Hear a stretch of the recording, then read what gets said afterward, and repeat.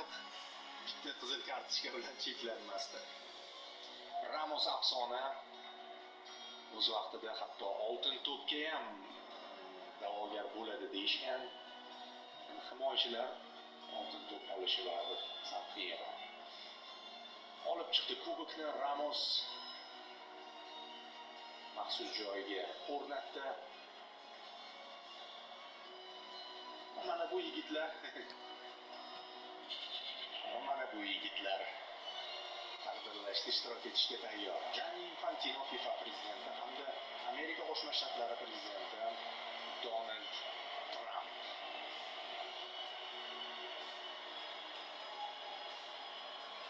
Yettinchi prezident. Bundan oldin 45-chi ham bo'lgan.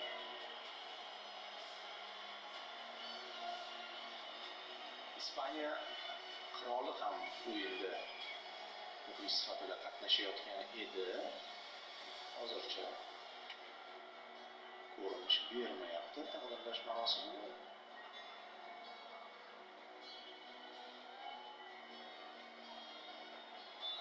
Bor ekan, bo'ldi. Orqa-orqadan Ispaniya qiroli ham chiqib kelyapti.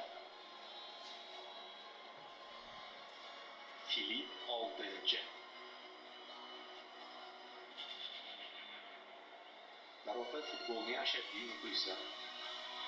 Bitta kadr yodimga tushdi, o'sha Yevrodan keyin Ispaniya kiyim almashtirish xonasiga kirib Yamalga "Necha yoshsan?" degan. O'shanda 16 deganda adashmasam, 16, 17 degan. Samimiy hayron qolgan edi. Qirol oltinchi. Kubok qimirlab ketyapti. Tushib ketmasin tam. Jahon futbolidagi eng qiymatli va qimmat sovrin shu bo'ladi.